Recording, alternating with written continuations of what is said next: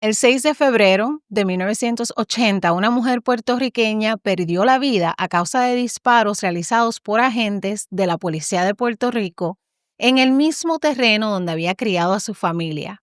No se trató de un accidente, no se trató de un operativo mal coordinado.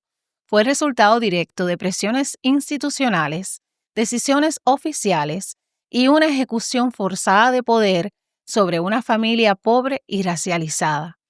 Esta es la historia de Adolfina Villanueva Osorio, y aunque han pasado más de 4 décadas, la falta de justicia en este caso se mantiene intacta. The emergency.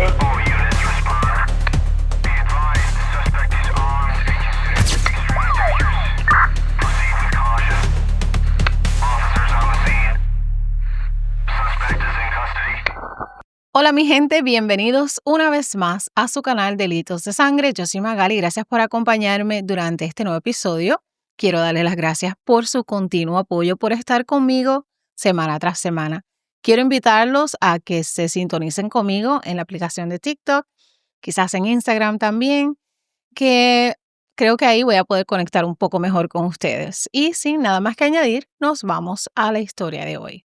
Para entender lo ocurrido en esta historia, debemos situarnos en Loíza, un pueblo costero al noroeste de Puerto Rico. Limita con Carolina al oeste, Río Grande al este y Canóvanas al sur.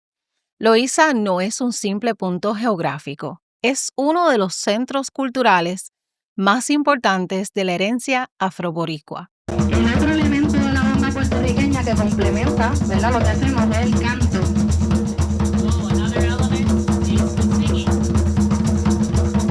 El canto de la bomba puertorriqueña es llevar historia. Todo lo que cantamos en la bomba puertorriqueña tiene una historia. Fue algo que pasó. Allí nacieron tradiciones que hoy son parte esencial de la identidad de Puerto Rico. La bomba, la plena, ritmos que descendieron directamente de ancestros africanos.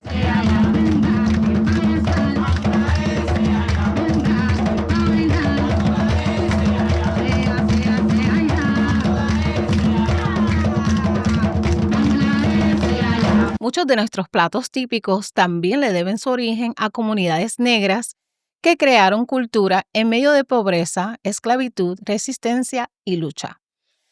Pero junto a esa riqueza cultural existe una realidad que rara la vez se discute de frente. El racismo estructural, el abandono histórico y la desigualdad que generación tras generación ha marcado a esta comunidad. Y precisamente en ese escenario, en una mezcla de historia, resiliencia y marginación, es donde se desarrolla este caso. Adolfina Villanueva Osorio nació alrededor de 1946. Era una mujer afrocaribeña, madre de 6 hijos, costurera de oficio y parte de una comunidad donde la vida diaria dependía del trabajo manual, la pesca y la agricultura de subsistencia. Adolfina vivía junto a su esposo Agustín Carrasquillo Pinet, quien era pescador. Ambos residían en una casa pequeña de madera y zinc ubicada en Tocones, Loíza, sobre un terreno que Agustín entendía como parte de la herencia familiar. Allí sembraban papayas, gandules y yuca. Era una vivienda humilde, pero estable, construida con esfuerzo y continuidad. Lo importante aquí es esto. Para muchas familias negras en Loíza, la relación con la tierra no operaba bajo escrituras notariales formales. Se basaba en uso legítimo, herencia oral y arraigo comunitario. Esa era la norma. Así se había vivido por generaciones. La tierra no era un activo económico, era historia, era identidad, era el eje de la familia. En 1979, la dinámica cambió abruptamente. Comenzó a circular información de que la Iglesia Católica, específicamente bajo la administración del arzobispo Luis Aponte Martínez, tenía interés en adquirir terrenos en Tocones para construir una casa de descanso. Poco después llegaron cartas oficiales, como documentos legales, reclamos de propiedad, órdenes preliminares de desalojo y avisos firmados por oficinas vinculadas a bienes raíces eclesiásticos. Para Adolfina y Agustín, aquello fue un golpe directo. no solo porque reclamaban su terreno, sino porque el proceso fue inmediato, frío y poco transparente. La familia respondió de la única forma que podían. Presentaron defensa legal, buscaron asesoría, entregaron documentos y activaron un proceso judicial. Lo hicieron con responsabilidad y fe en el que el sistema evaluaría los hechos con justicia. Pero ese equilibrio no existía. Los recursos eran desiguales. Una familia pobre enfrentando instituciones con abogados, influencia política y acceso a entes decisores. Varias veces acudieron a vistas que ya habían sido canceladas. En otras, se enteraban de determinaciones tomadas sin su presencia. El procedimiento era irregular, opaco y profundamente desequilibrado. Mientras tanto, comenzaron a presentarse personas desconocidas en el terreno, tomando fotos, midiendo áreas, haciendo preguntas breves y saliendo de inmediato. La presión era evidente. En Tocones, nada pasaba por desapercibido. Los vecinos veían cada movimiento extraño.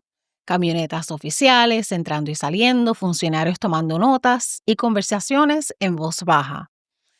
Algunos apoyaban la resistencia de la familia, otros temían que una confrontación con la iglesia y con el Estado ocurriera tarde o temprano. Pero Adolfina fue consistente desde el principio, con frases sencillas pero firmes. Esta es mi casa, aquí crié a mis hijos, aquí me quedo. No fue una postura impulsiva, fue una posición basada en décadas de vida sobre ese terreno, en la falta de alternativas reales y en una convicción de justicia básica. Meses antes del operativo final, la policía ya había intentado intervenir en la propiedad. Hubo gritos, órdenes agresivas y empujones en la puerta. Agustín mostró documentos y pidió que se respetara el proceso en curso, pero nada cambió. Mientras tanto, la prensa no cubría la historia, no había reportajes, no había investigaciones. El caso no generaba prioridad, porque era una familia pobre, negra y sin títulos formales.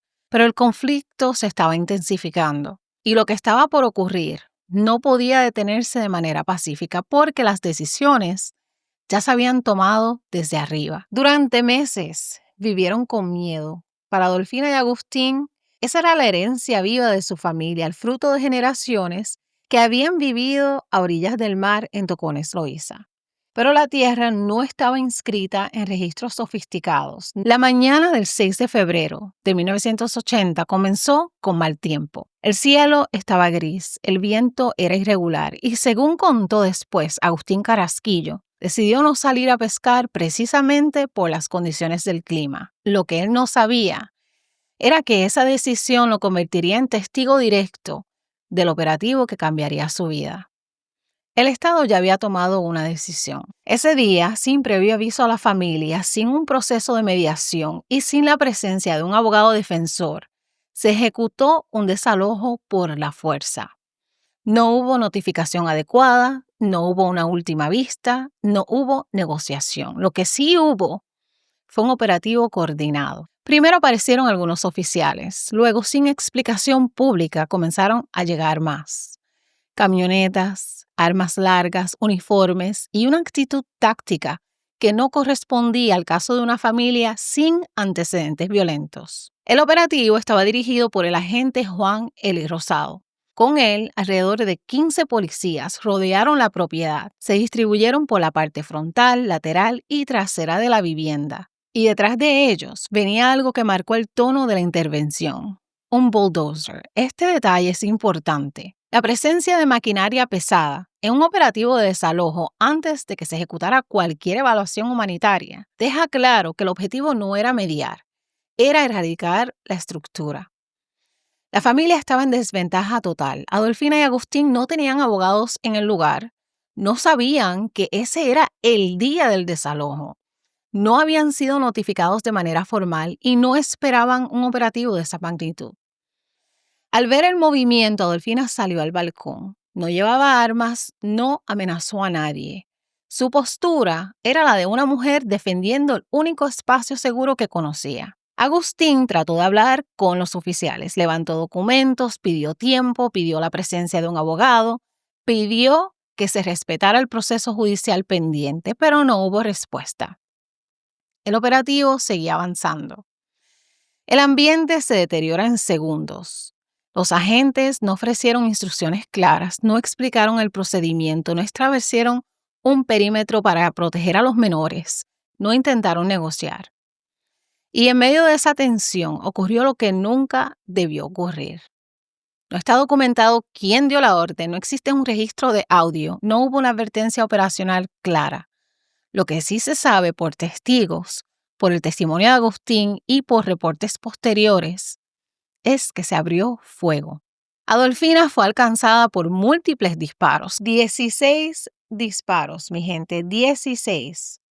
Cayó frente a sus hijos, frente a su esposo, frente a la comunidad que luego escucharía gritos. Agustín también fue impactado por bala, pero sobrevivió. Y gracias a eso, hoy se conoce la versión de la familia que contradice directamente la narrativa oficial. La policía alegó que Adolfina los atacó con un machete, pero los testigos comunitarios y la evidencia circunstancial cuentan otra historia. No hubo ataque, no hubo arma levantada, no hubo riesgo proporcional que justificara fuerza letal. Lo que ocurrió luego confirma que el operativo no estaba diseñado para una intervención controlada. Minutos después de que Adolfina cayó al suelo mientras su esposo sangraba y sus hijos gritaban, la maquinaria pesada se activó, el bulldozer avanzó hacia la casa y la estructura fue derribada ese mismo día, mientras el cuerpo de Adolfina seguía en el lugar y sin permitir que la familia recuperara objetos personales.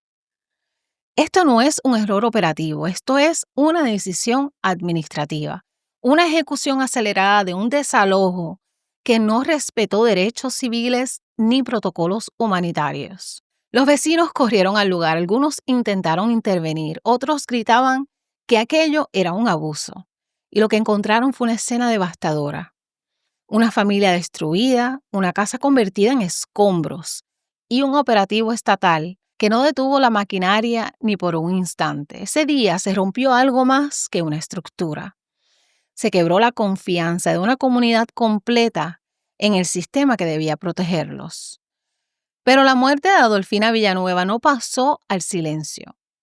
En Loíza, la noticia se regó en minutos. En el resto del país, tomó horas. Pero cuando las primeras imágenes comenzaron a circular, quedó claro que no se trataba de un desalojo rutinario. Lo que había ocurrido era imposible de suavizar. Una mujer negra, pobre, desarmada, había fallecido en un operativo policial y su casa había sido demolida el mismo día antes del mediodía. Los vecinos que llegaron a la escena antes que los medios vieron a sus hijos llorando, a Agustín herido, a los agentes aún armados y al terreno convertido en escombros. Muchos repetían la misma frase. No hubo advertencia, ella no atacó a nadie, eso fue un exceso de fuerza. La rabia y el dolor fueron inmediatos. Para ellos no era solo una tragedia, era la confirmación de algo que venían viviendo por generaciones. Que en Puerto Rico el peso del Estado no cae igual sobre todos los cuerpos. Y sobre el cuerpo de las mujeres negras, históricamente, cae más fuerte. ¡Rescatadores! ¡Tiene Luisín, tiene viviendo! ¡Jesús rico sin justicia! ¡Pierre Luisín! ¡Don un saco de sueldo! ¿Quién no es?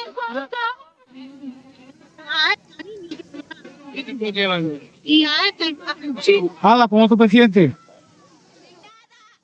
Cuando los periódicos comenzaron a cubrir la noticia, las versiones eran contradictorias.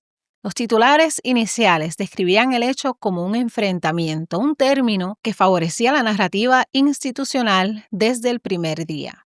La policía alegó que Adolfina había embestido contra los agentes armada con un machete.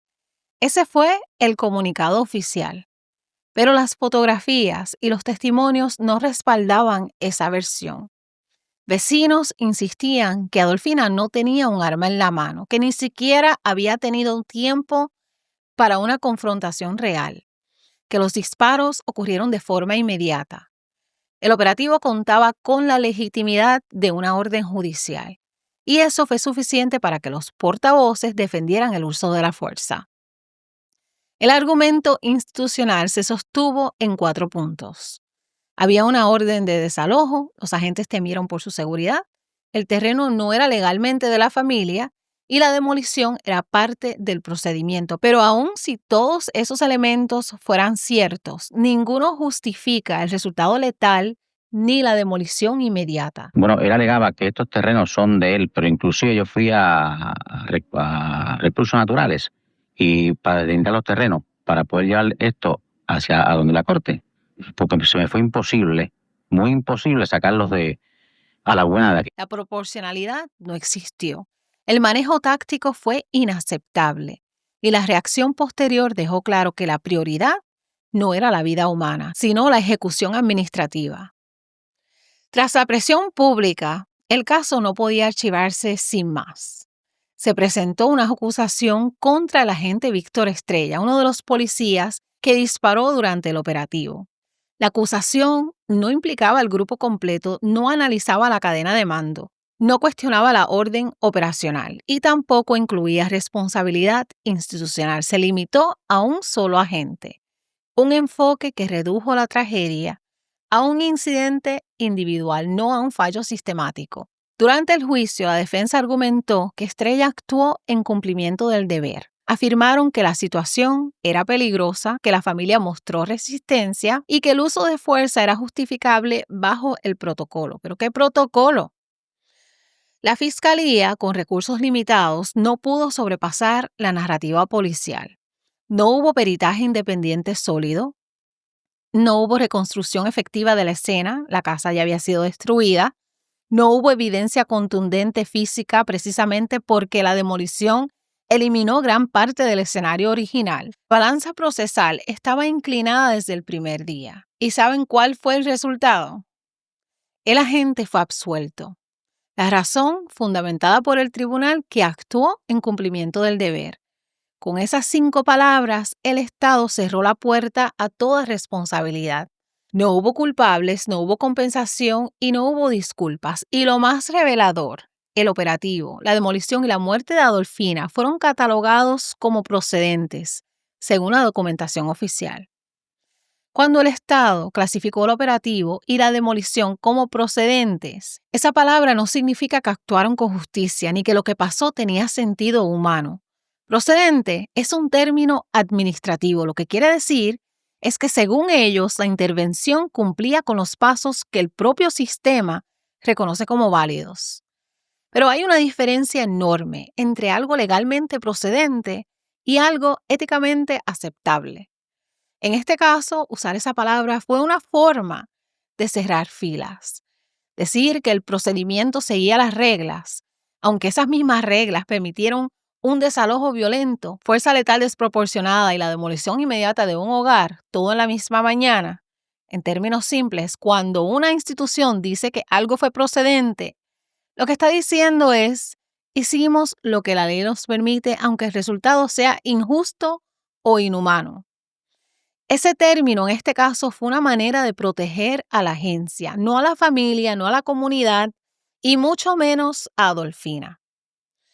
Después del juicio, la historia comenzó a desvanecerse en las narrativas oficiales, porque no hubo investigaciones internas adicionales, no se revisaron protocolos, ni se implementaron cambios significativos en el manejo de desalojos.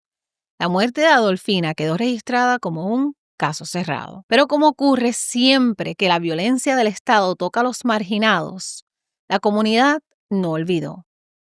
Mientras unos sectores repetían la narrativa oficial, la policía solo cumplía con su deber, otros veían lo evidente. No hubo proporcionalidad, no hubo negociación, no hubo respeto por la vida, no hubo cuidado por los menores presentes, no hubo justificación táctica para disparar, no hubo razón para demoler la casa ese día.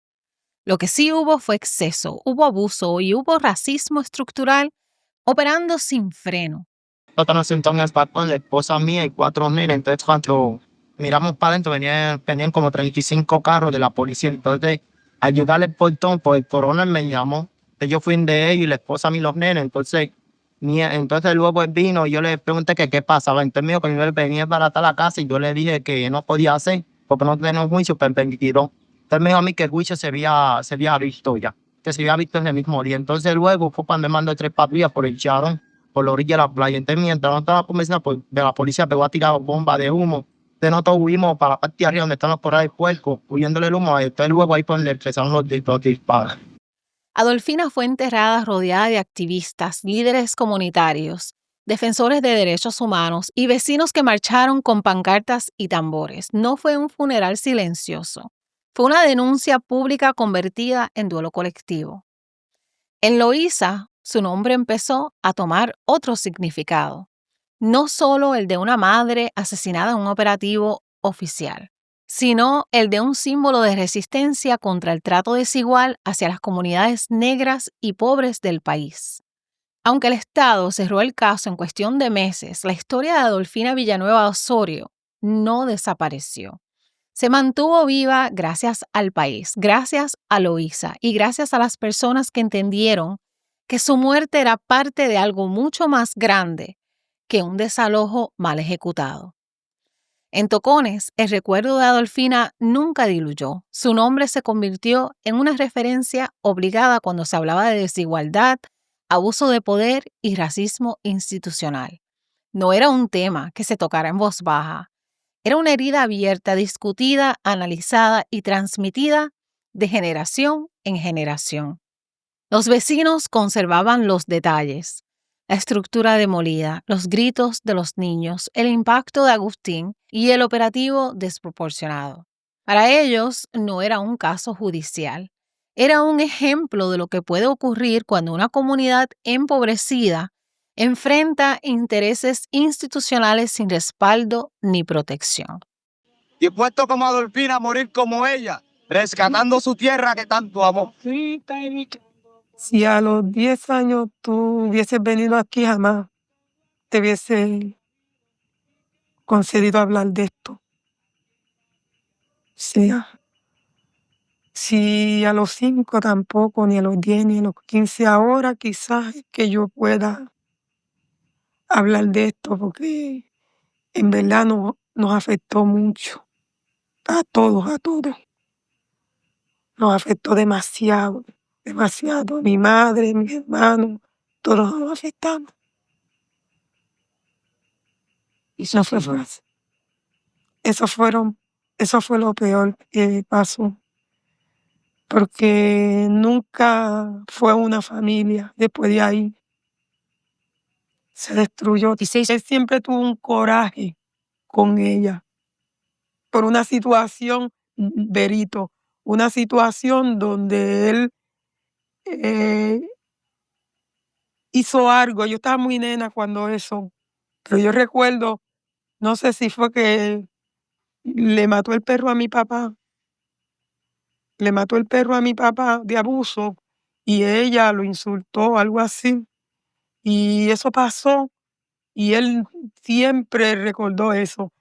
Al ella, porque ella era muy nena cuando pasó eso, al ella ir creciendo luego y ser más joven que se casa y hace eso ahí, él siempre la vio como con odio. Ellos primero tenían como un rancho y fueron construyendo con el paso de los años una casita con su corral, tenía otra cosa más al lado. En una ocasión ella dijo que ella no podía seguir construyendo en una ocasión porque esas eran de su terreno. Ella dijo que no, que esa no era del terreno y ahí empieza que van a corte y empieza por ahí y ella en la corte nunca dijo nada y ella construyó su casita, ya estaba construida. Décadas después, la escritora Ivonne Denise Rosario incluyó a Adolfina en El Capá Prieto, un libro esencial para entender la experiencia afroboricua y la violencia histórica que ha marcado a las comunidades negras en Puerto Rico.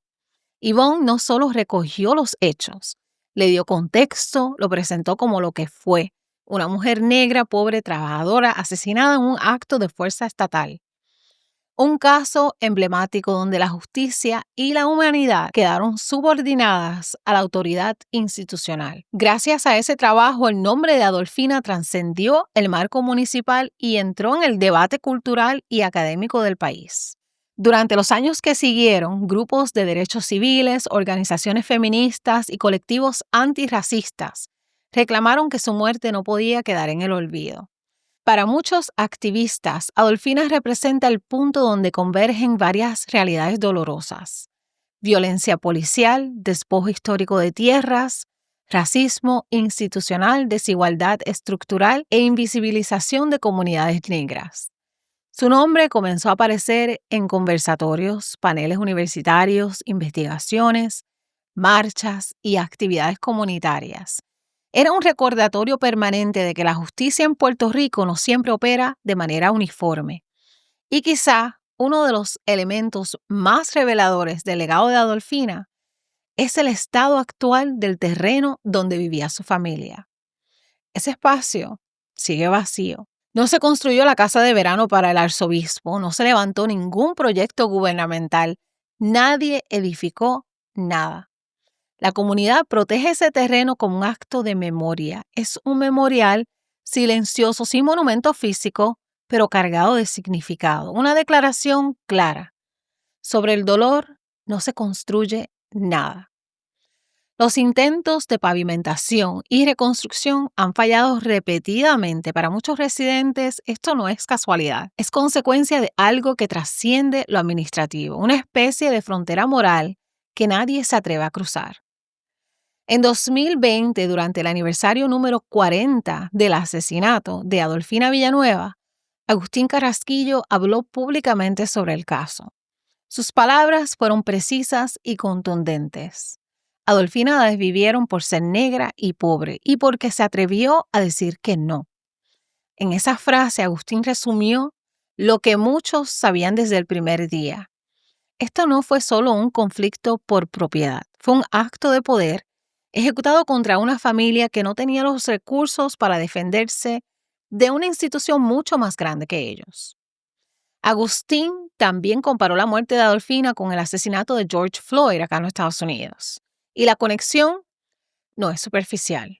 Ambos casos muestran cómo la violencia policial se manifiesta con más fuerza en cuerpos racializados. Cómo el Estado, cuando no se fiscaliza o se cuestiona, puede actuar con impunidad. Y cómo una vida puede perderse sin consecuencias reales para quienes tienen la autoridad.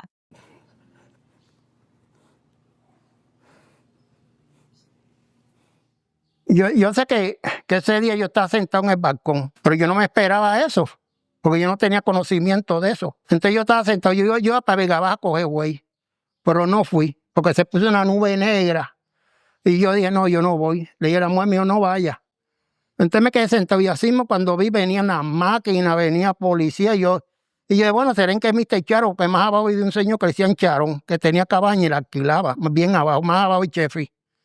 Y entonces, al momento, cuando pegan a disparar, y yo, adiós, ¿qué pasa? Le dije yo, ¿qué pasa? ¿Qué es lo que pasa? Los vamos a sacar hoy de aquí, muerto o vivo. Así. Y yo, ¿pero cómo? ¿Cómo muerto o vivo? Eso no es así. Y pegaron a disparar. Unos por la playa, se fueron por la playa, y otros por el frente. Por era un batallón, no eran 2 o 3 policías. Y andaba el juez. El juez de Río Grande andaba también. Porque yo le digo que hubo mucho dinero ahí. Había mucho dinero. Sí, nosotros estábamos en el balcón. Entonces ella entró para adentro a sacar a los nenes que están gritando, porque pegaron a tirar de eso, bombas de humo y eso, y a disparar. Ahí mismo cuando vino el policía de frente, ahí mismo le disparó. Ella cayó y entonces a mí me disparó también. Sí. A ella la tiraron una guagua van blanca, una Ford. La tiraron ahí. Entonces a mí me llevaron, entonces uno decía, yo sentía, usted sabe, con el dolor que yo tenía, pero yo sentía, no vamos a llevarle el concilio porque se van a enterar lo que pasó. Entonces nos llevaron a Río Grande.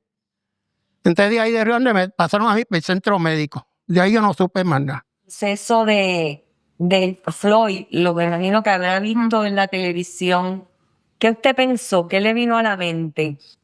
Que casi pasó como lo que pasó conmigo, con nosotros. ¿Le recordó ese...? Sí, porque sí. porque casi lo mismo, casi fue lo mismo. El racismo que hay, aquí que vale es el que tiene dinero, es rico. Aquí el pobre no vale, ni el prieto vale tampoco, que no vale nada. ¿Qué uno puede hacer? Que uno, si uno es trigueño, es negro, es negro. Lo que tienen que cambiar son ellos, porque Dios no hizo igual todo. Todo. No porque uno sea un color le va a tener odio a otro por el color. Eso no sirve eso. ¿Y el gobierno qué debe hacer? El gobierno. Ni me lo mencione. El gobierno no hace nada. El legado de Adolfina no es histórico, es contemporáneo. Su historia tiene peso porque las disputas por tierra continúan. El racismo estructural sigue vivo. Los desalojos forzosos todavía ocurren. La impunidad institucional sigue siendo un problema. Y la violencia policial continúa afectando de manera desproporcionada a comunidades vulnerables. El caso de Adolfina nos obliga a mirar de frente preguntas incómodas sobre cómo opera el poder en Puerto Rico y quiénes tienen acceso real a la justicia. Adolfina Villanueva Osorio se convirtió en un símbolo nacional de resistencia, dignidad, derecho a la tierra, defensa de la familia y memoria histórica. No porque el sistema la reivindicara, sino porque el pueblo decidió no olvidar. Su historia hoy es mencionada en clases de historia, en estudios de raza, en análisis legales, en investigaciones universitarias y en discusiones sobre derechos humanos. Y eso ocurre por una razón simple y profunda. Cuando el Estado falla, la memoria colectiva se convierte en la única forma de justicia. La historia de Adolfina Villanueva Osorio no es un capítulo aislado en la historia de Puerto Rico. Es un espejo. Como todas estas historias, es un recordatorio doloroso de lo que ocurre cuando el poder se ejerce sin fiscalización, cuando la pobreza se convierte en vulnerabilidad y cuando la vida de una mujer negra se considera prescindible dentro de estructuras que nunca fueron diseñadas para protegerla. El Estado justificó lo operativo. El tribunal absolvió a los responsables. La institución que reclamó el terreno nunca enfrentó consecuencias y ninguna agencia gubernamental revisó a fondo los errores, las omisiones o el uso de fuerza excesiva. Adolfina murió en su hogar, defendiendo un espacio que para ella no solo era propiedad, era historia familiar, sustento, crianza, identidad. Y el mensaje institucional fue claro. La tierra tenía más valor que su vida. Esa es la herida que sigue abierta. Cuando miramos hacia atrás, no se trata solo de recordar una injusticia. Se trata de entender que los mismos patrones de desigualdad siguen presentes. Comunidades vulnerables sin representación legal, desalojos que no consideran el impacto humano, decisiones administrativas que ignoran la dignidad, uso proporcionado de la fuerza y un sistema judicial que opera con sesgos raciales y de clase. Si no entendemos esto, lo repetimos. La casa de Adolfina fue demolida en cuestión de minutos, pero su memoria no. Ese terreno vacío sigue ahí 45 años después, como evidencia silenciosa de lo que sucedió. Ningún proyecto se llegó a levantar allí, ninguna estructura reemplazó la que destruyeron. Y para muchos en Tocones, eso no es una casualidad, es una línea límite, un recordatorio de que hay heridas que la tierra misma se niega a cubrir. Narrar esta historia no es un ejercicio de morbo ni nostalgia, es un acto de responsabilidad, porque lo que le pasó a Adolfina puede volver a suceder si las estructuras no cambian, si las comunidades no se protegen y si la memoria colectiva no insiste en recordarlo. Al contar su historia, hacemos algo que el sistema nunca hizo. Reconocer su valor como ser humano, como madre, como trabajadora, como mujer negra que defendió su hogar hasta el final. Adolfina Villanueva Osorio no tuvo justicia, pero tiene voz, tiene memoria y tiene a un país que, aunque tarde, aprendió a nombrarla con respeto. Su historia nos obliga a pensar qué tipo de sociedad queremos ser, cómo tratamos a nuestras comunidades más vulnerables y qué significa realmente proteger y servir. La justicia no siempre llega en los tribunales, a veces llega en forma de memoria activa, de resistencia comunitaria de un país que decide no tragarse el silencio. Y por eso, cada vez que su nombre se menciona, se vuelve a abrir una conversación que Puerto Rico no puede darse el lujo de ignorar. Adolfina Villanueva Osorio permanece presente, no como víctima olvidada, sino como símbolo de dignidad, de resistencia y de la deuda histórica que aún tenemos como pueblo. Y esta, mi gente, fue la historia de Adolfina Villanueva Osorio. Yo haría lo mismo, defender lo que tengo, defender por lo que he trabajado, defender el lugar donde he criado a mi familia. Esta historia, la verdad, que ha sido una de las historias que más me han dolido, porque pensar que esta mujer le quitaron la vida frente a sus hijos es imposible, se me hace imposible de procesar. Mi gente, gracias por acompañarme durante este episodio. Como siempre, gracias por su apoyo, los quiero mucho. Hagan bien sin mirar a quién, delitos de sangre. Bye.